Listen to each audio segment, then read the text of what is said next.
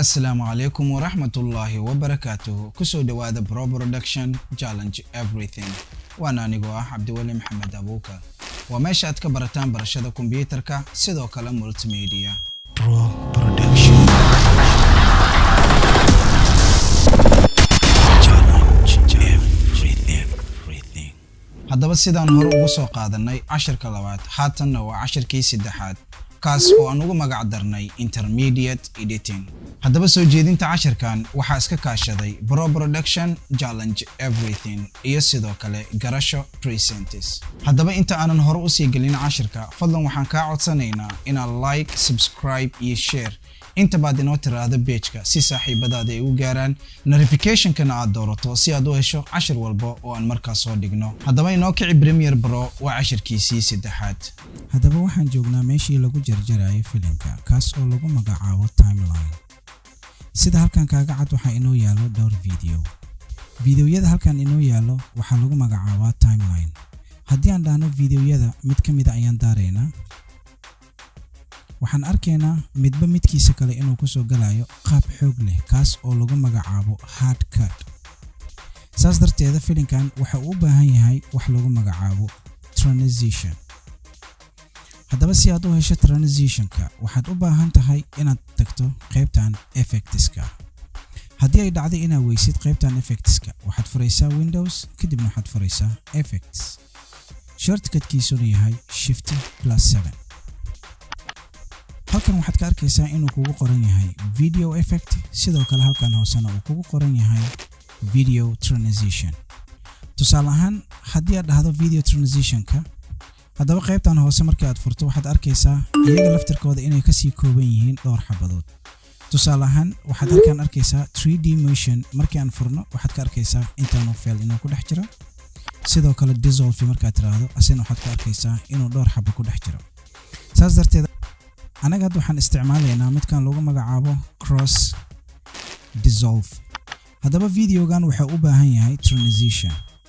haddaba markaan kan qaadno oo aan dulgeyno videoga meesha u dhaxaysa, waxaa ka arkaysaa in ay soo gelayso calaamadaas oo lagu magacaabo video transition.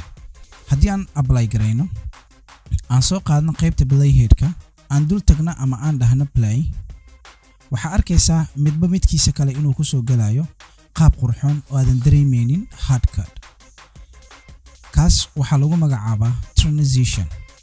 marka dhammaan adiga barbaari kara oo aad ku ogaan kartaa videoga aad sameynaysid wixii ku qurxoon. haddaba sidoo kale halkan waxaad ka arkaysaa inuu kugu qoran yahay video effects. video effects-ka markii aad furto asigana waxaad ku arkaysaa waxyaalo tiro badan asigana inay ku dhex jiraan. haddii ay dhacdo inaad taqaanid videoga waxa aad rabtid inaad effect ahaan dusha aad kaga darto, marka waxaan rabaa inaan ku kala fahamsiiyo waa maxay video transition, waana maxay video effects. video effect waa midka adigoo dul taagan aad kaga daraysid effect, midna waxaa lagu magacaabaa transition oo ah midba midka kale inuu ku soo galayo qaab transitionis ah oo aadan ka dareemeynin.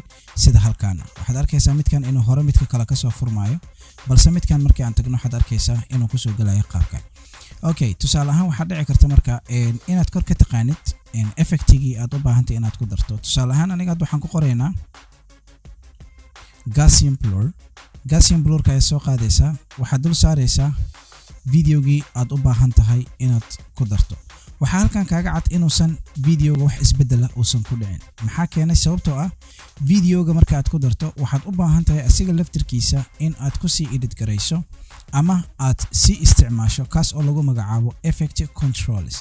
effect controlska halkan ayuu inoo yaalaa. haddii ay dhacdo inaad weysidna waxaad furaysaa qaybta Windows-ka kadibna waxaad halkan ka raadinaysaa effect controls. saas darteed waxaad ku arkaysaa markaad videoga doorato inuu ku yaalo motion, sidoo kale uu ku yaalo position, scale, rotation iyo opacity. waa inta ugu muhiimsan ee la isticmaalo. saas darteed halkan waxaa ku arkaynaa in uu inoogu soo darsamay Gaussian blur asna qaybtaan ah.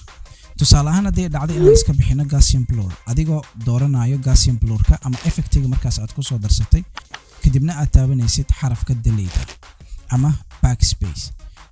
okay, waxaan arkaynaa marka videogan oo kale haddii aan tagno inuusan waxba inoogu jirin. kan haddii aan imaano aan dhahno waxaan ku daranaynaa Gaussian blur-ka, Gaussian blurka laba qaab waad ugu diri kartaa ama effect controlska caadiga waad ugu diri kartaa adigoo qaadaya drag and drop aad dul geynaysid videoga aad dooratay qaybta effect controlskiisa ama adigoo dooranayo kadibna aad drag gareynaysid kadibna aad dul saaraysid videogii markaas aad u baahan tahay. Okay, why kan aan ugu aragnay video balse kan aan ugu arki weynay wax effects ah sababtoo ah Gaussian blurka aan ku soo darsanay qaybtan waxaad ka arkaysaa in uu yahay 0% kaas oo ah waxba effectia inuusan ku abuureynin videogaaga. Tusaale ahaan haddii ay dhacdo inaan dhaho waan ku darayaa adigoo muuska drop gareynayo waxaad arkaysaa in uu videoga inoo noqday focus kaas oo ah wax aan videoga aan laga fahmi karin. balse markii aan dhaho 0 ayaan ka dhigayaa waxaa arkaysaa automatically videogii ama qoraalkii gadaale in aan akhri karno. balse markii aan dhahno waxaan ka dhigaynaa 200 waxaa arkaysaa videoga inuu noqonayo wax blur ah oo marnaba aan wax laga fahmi karin. kaas waxaa lagu magacaabaa effect controller. marka waxaan u isticmaali kartaa video effects oo qaybtan ah. haddaba waxaan rabaa inaan ku kala sheego waa maxay video effects. Video effects wuxuu noqon karaa haddaba markii aad motion tagto waxaad arkaysaa calaamad yar oo halkaan inuu kuu saarmayo videoga kadibna haddii aad u baahan tahay aad geyn kartid booskii aad u baahan tahay. xarafka halkaan waxaad ka arkaysaa in uu kugu qoran yahay calaamad falaar oo dib u soo laabanayso kaas oo lagu magacaabo reset. resetka markii aad doorato kaas oo lagu magacaabo resetka markii aad doorato waxaad arkaysaa videogaagii booskii hore aad ku ogeyd inuu dib ugu laabanayo. Okay, maxaa ku arkaynaa qaybtan positionka haddii aan dhaho dhinacan midig ayaan u wadayaa waxaad arkaysaa videoga inuu aadayo dhinaca midig. haddii aan dhahno waxaan aadaynaa dhinaca bidix inuu u soo batay dhinaca bidix. halkaana aad ka arkaysid inuu inoo soo galay wax yar oo black ah. haddii aan rabo inaan dib u celiyo automatically waxaan leeyahay reset. waxaad arkaysaa inuu videogii dib ugu soo laabtay qaabkii originalka ahaa. sidoo kale halkan waxaad ku arkaysaa scale waxaa lagu magacaabaa wixii pan and zoom ah. tusaale ahaan hadda waa 100 oo sida originalka defaultigiisa. haddii aan dhahno waxaan ka dhigaynaa 100% 200 oo kala dhahdo waxaad arkaysaa filinkii inuu zoom in noqday. haddii aan gadaal aadan waxaad arkaysaa filinkii inuu out noqday. Okay, haddii aan rabo inaan dib u soo celiyo automatically kan ayaa taabanaysaa waxaad arkaysaa filinkaagii inuu dib kugu soo laabtay. sidoo kale halkan waxaad ku arkaysaa rotation kaad arkaysid haddii aan dhahno twist ayaan ku sameynaynaa ama waa qalqaloocinayna waxaad arkaysaa filinkaagii inuu twist ku samaysmaayo ama uu noqonayo wax rotation ah ama warwareeganayo. saas darteed haddii aad u baahan tahay asigana inaad dib u celiso waxaad taabanaysaa xarafka resetka ah oo calaamadda falaarta ee sida qaloocan u eg. sidoo kale waxaad arkaysaa in uu halkaan inoo yaalo opacity waxaa lagu magacaabaa videoga ku daaran cabirka uu ku daaran yahay. tusaale ahaan haddii aan dhahno down ayaan sameynaynaa videoga waxaad arkaysaa inuu mugdi ku soo darsamay. haddii aad dhahdo 100% ayaan geynayaa waxaad arkaysaa inuu feelinkii soo baxmay kaas oo lagu magacaabo disappear iyo undisappear kaas oo ah mid soo baxayo iyo mid aanan qarsoomeynin. waxaa sidoo kale arkaysaa wax lagu magacaabo keyframe wuxuu u shaqeeyaa sida tan. positionka markaa aragto waxaad arkaysaa calaamad yar oo sida saacadii oo kale u eg. sidoo kale scale-ka wata sidoo kale rotationka wata sidoo kale angleska wata sidoo kale anti flicker wata. sidoo kale waxaad ku arkaysaa opacity ayadana tigta ahaan uu saaran yahay. tusaale ahaan haddii aan ku tuso waxaan geynaynaa qaybta bilowga ah. waxaan rabaa videogan markuu halkaan marayo in uu ku soo kala zoom. markaad doorato calaamadda saacadda ah waxaa halkaan ka arkaysaa sida calaamad geedka u eg sida diamondka. Okay, waxaa lagu magacaabaa keyframe waxaa la dhahaa iga bilow meeshan ilaa email kale markaan tagayo ficilka ku bedel. tusaale ahaan hadda markii aan doorano watchka waxaad arkaysaa automatically inuu halkaan diamond inoo abuuray. wax yar markaan hore u socono another diamond markii aan dhahno wuu inoo abuuran yahay laakiin waxba ficila muusan bedelmin. saas darteeda marka ficilka kale markii aan rabo inaan tago waxaan leeyahay scale-ka ii bata. Okay, another keyframe kala abuureynaa waxaan leenahay ficilkii zoom ha kusii bata.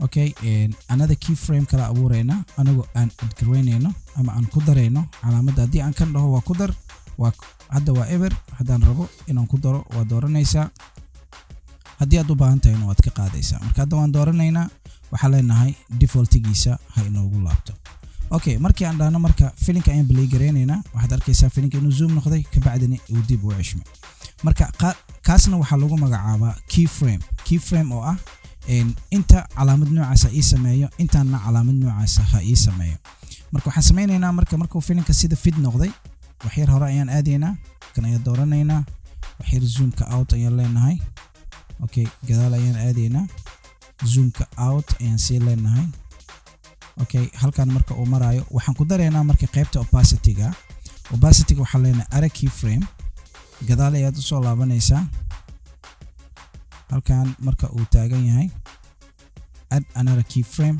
waxaan rabnaa marka qaybta ugu dambeysa marka uu marayo opacityga meeshan ee 100% ka tahay inuu ka noqdo 0 marka uu noqdo aan daarna hadda filinkii waxaad arkaysaa filinkii in uu wax badan iska bedelayo automatically aad arkayso filinkii in uu sameeyo wax disappear ah ama uu ka baxo dhinaca shaashada ah kaas oo aan u sameeyno wax lagu magacaabo keyframe-ka asagna waxa uu ku shaqeeyaa Premiere Pro sidoo kale After Effects iyadana waxaan ku qaadan doonaa Photoshop iyadoo aad ku sameyn doontid GIF animation marka ma rabo inaan ka hor dhaco insha Allah biidhnillah al-kariim hadaba maanta waxaa halkan ku dhan 10kii afraad sidaan filayo wixii aad raadinayso waa aad heshay fadlan waxaan ka codsanaynaa inaad subscribe iyo like inoo tiraado page-ka si saaxiibadaada ay u gaaraan sidoo kale aad doorato gambaleelka si aad u hesho 10 walba oo aan markaas soo dhigno waa anigoo ah Cabdiweli Maxamed Abuukar waa inoo kulanka dambe ee 10ka xiga assalaamu calaykum waraxmatullaahi wabarakaatuh